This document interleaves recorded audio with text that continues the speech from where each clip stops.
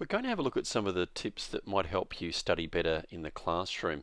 One thing to do is that when you're taking your notes down, make sure you do take them down very carefully, but look to speed things up. Underline key words or headings in pencil. Make sure that if there's any diagrams at all that they're a neat sketch. You need to make sure that you get all the content correct. But once you've done that, when you leave school, you can then look at your notes and go over the headings and the diagrams and make sure that you tidy them up. Also, what you're doing is you're going through and studying your notes at the same time. When covering work in mathematics, particularly new work, we need to assume that all details are important. So if we're studying something or something is unclear to us, make sure that we ask as soon as possible. Also, be prepared to highlight or underline possible concerns so that if we're outside the classroom, we can ask about them at the most convenient opportunity.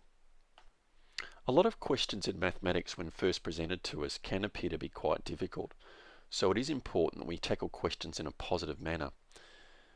Have a go at the question. So in other words, go through and underline key words and key numerical information and try to isolate on what is being asked.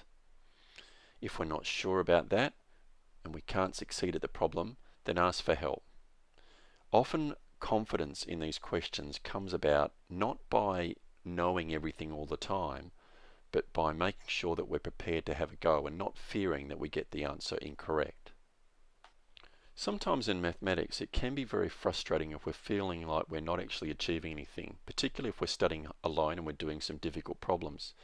In that case, it does pay to stop and go back and revisit some simpler problems, some ones that involve basic drills of the same sort of concept. Alternatively, another approach is to forget about the particular topic that you're looking at and go back and do some simple mental drills, and that way you can actually get a feeling of achieving something, and you're also possibly sharpening your skills for further numerical calculations. Remember, you can't actually run a marathon without doing lots of basic training, and mathematics is the same. Unless our fundamentals and basic skills are good, we're going to struggle to achieve and progress through some more difficult problems. So here's a summary of some of the things we talked about in the classroom with mathematics. By all means, make sure that the content of your notes are carefully taken down, but there's no need to make sure that they're beautiful or well presented until afterwards when you're studying them. Then you can go through and review your contents. All details are important, so make sure you ask about them if you're not sure. Tackle the questions in a positive manner, which basically means persevere, and if in doubt, always ask to see if you can go through and understand the process. And lastly, if you're having some difficulties with a problem, go back and have a look at some basic skills to try and build up on your confidence.